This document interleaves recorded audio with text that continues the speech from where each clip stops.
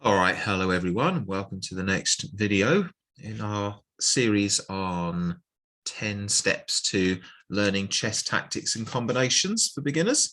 And we were doing pins and skewers in our last one.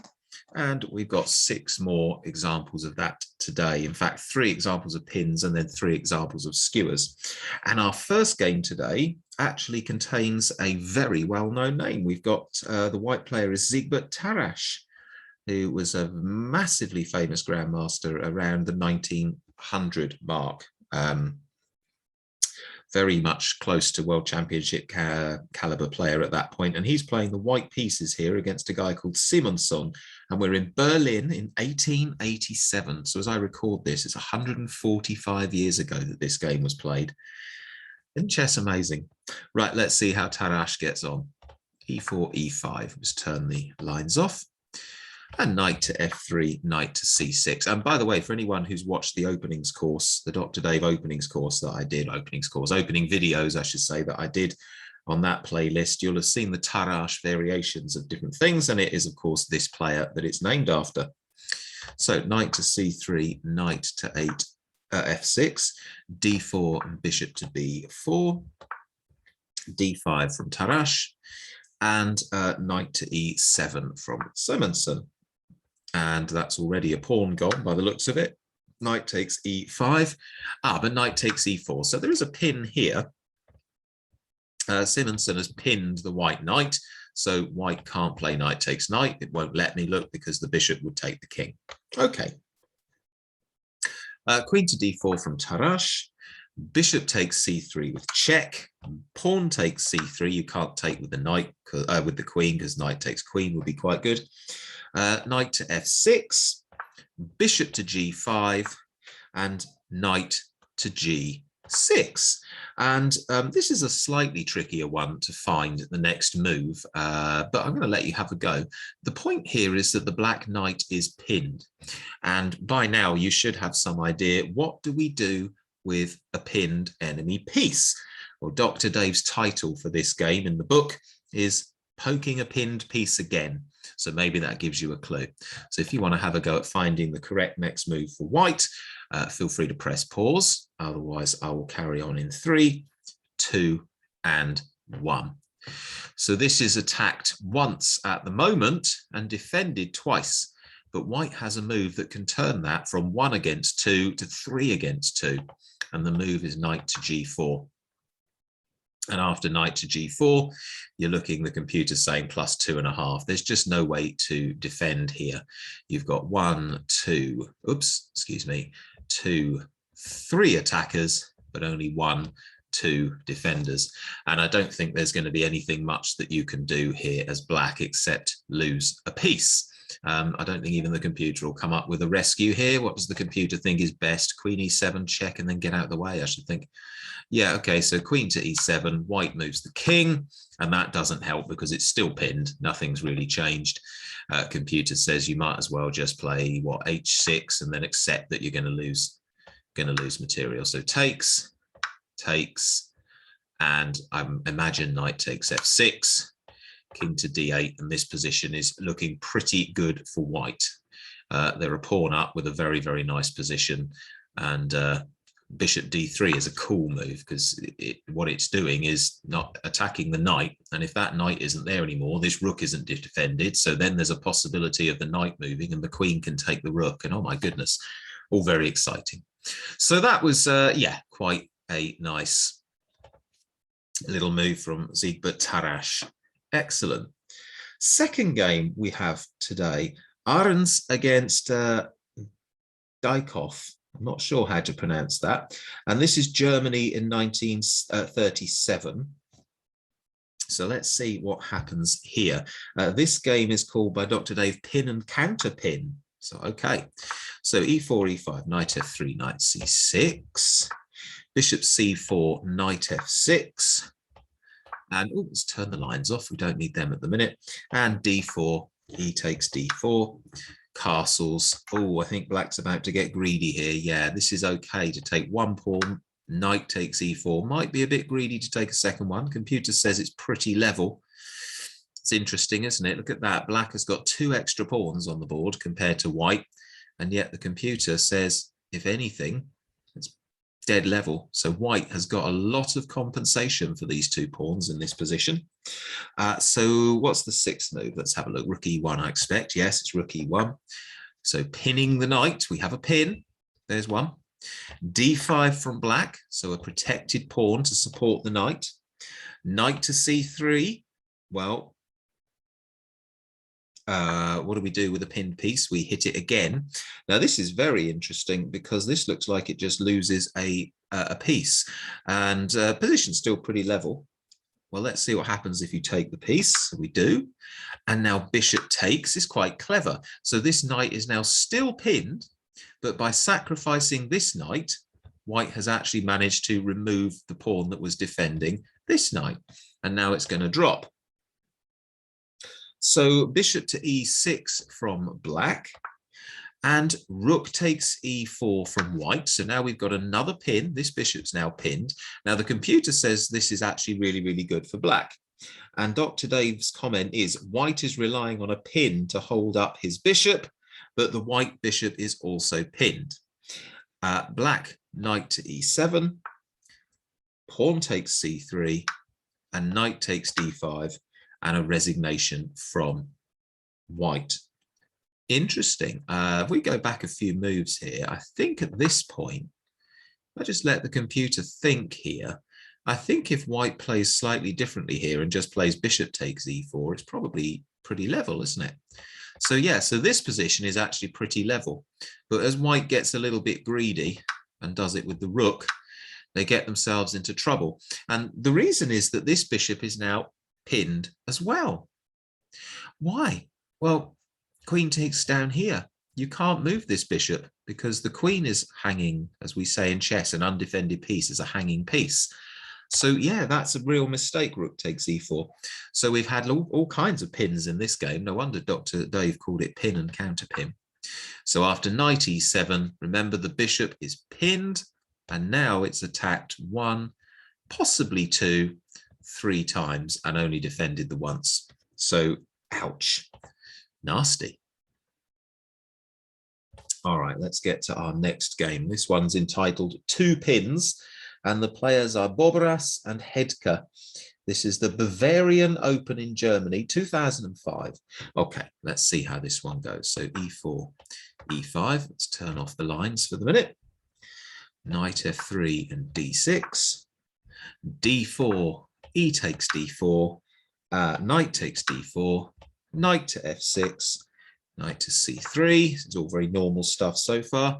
g6, okay, fine, there's nothing wrong with that, but I wonder if these black squares are going to be a problem.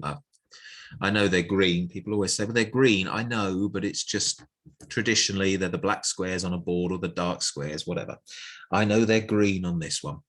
Bishop to g5 is played, bishop to g7, queen to d2, castles from black, castles queenside from white, knight to c6. Still all very normal looking so far up until this point. And this seems to be a mistake, and I've just spotted why it's a mistake. There is going to be 2 pins. Yeah, this is actually a big mistake, knight to c6. Let's see why. Knight takes, pawn takes, and I reckon e5 is about to come. Yes, it is. I've just looked back at the book. Here's the move. Now, this is fantastic. There's 2 pins. The bishop is pinning this knight to the queen. So what do we do with a pinned piece? We attack it again. E5 has done that. But here's the thing. It looks like you could play pawn takes pawn, doesn't it? And take this pawn. Well, let's see what happens. If pawn takes, well, this pawn was also pinned, because although queen takes queen, rook takes queen, there's another white rook hiding down here on d1. And that is big, big, big trouble. In fact, there's not going to be anything much black can do to save this, is there? I mean, they can put the bishop in the way, but then you're just going to have this, I imagine. And oh dear, yeah, not very nice at all.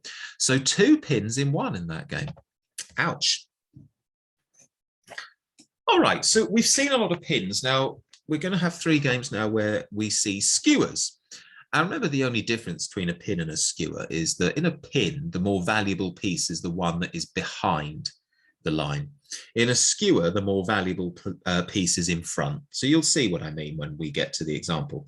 And our first game here, Morgado against Torres. It's a correspondence game. So this is another one of those where they're playing by letter, writing each other letters with the moves. And this is 1968. So e4, e5. Knight f3, f5. Oh, we've got the Latvian gambit again. Okay. Knight takes e5 and, oh dear, I do wish black would play the Latvian gambit properly. Queen to h4. Yeah. Okay. Pawn takes f5, d6, knight to f3, queen to e4, check, bishop to e2. I think if I was playing white there, I might have been tempted to play queen to e2 and just swap the queens off. But anyway, bishop to e2, it can't be bad. It's blocked the check and it says +2 and a bit, nearly +3. Bishop takes pawn. Okay, this all looks pretty logical. Knight to c3. I wonder why black doesn't play queen takes pawn here. I'm just getting myself sidetracked. But what's wrong with queen takes pawn? I must be missing something ridiculously obvious here. Why is queen takes pawn awful? What's the problem with it? Queen takes, bishop takes, knight d4, knight f6. It isn't any more horrible than what was played in the game. Okay, fair enough. I had to look. So yeah, knight c3, queen to g4 is what black actually played. Knight to d5. So white's now threatening that fork from a couple of videos ago, if you remember. There it is. King to d8. Black deals with it by defending this square. Sorry, let's just turn that off a minute. Knight to e3 from white. So white has employed a fork. It's attacking two pieces. So black has to save the queen. And queen to e4 is played. Okay. And at this point in the book, Dr. Dave writes, white reaches through the queen to take the bishop.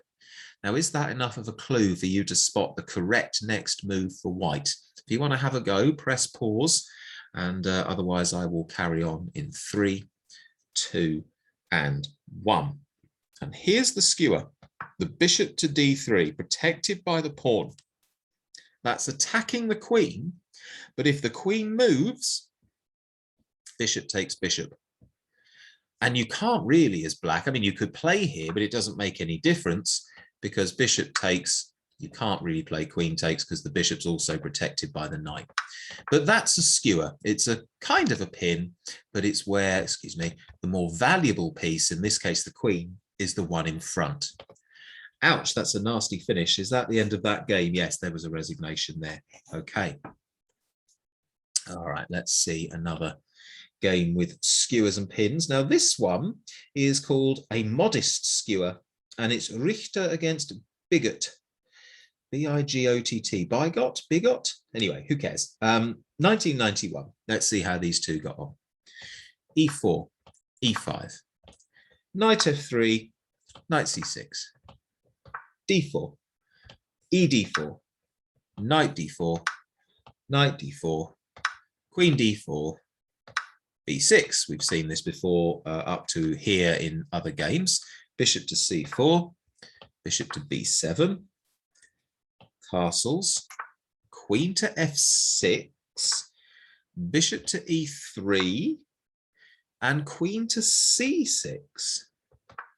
Okay, yeah, queen to c6 is a dreadful move. I'll just put it back a sec so you can see where the analysis bar at the minute is saying level-ish, tiny advantage to white, but basically level. And then watch it go whoop. There it goes. After that move, ping, by black. So, as usual, hit pause if you'd like to try and find the correct move here for white that turns it to a nearly +5 advantage. Otherwise, we'll carry on in 3, 2, 1. And the move that our man, Bigot or Bigot, however we're going to say it, didn't notice is bishop to d5. Once again, the protected bishop attacks a queen. When the queen moves, the bishop behind it won't be protected. For example, let's say the queen goes here, bishop takes bishop, and white is just a whole piece up. Okay, if we just go back a couple of moves, however, in this position, I'm sure if black had played a more sensible move, what could you do? Could you just castle queenside? Is castle's queenside a move? No, it's suggesting just swapping queens as a sensible move. Bishop takes. And then you've got a game that goes, oh, castle's next. Look, there it is. I figured it would be pretty soon. And then you've got a game. Okay, you're playing chess. Slight advantage to white, nothing much. But that nasty skewer, that nasty skewer, bishop b5, absolutely brutal.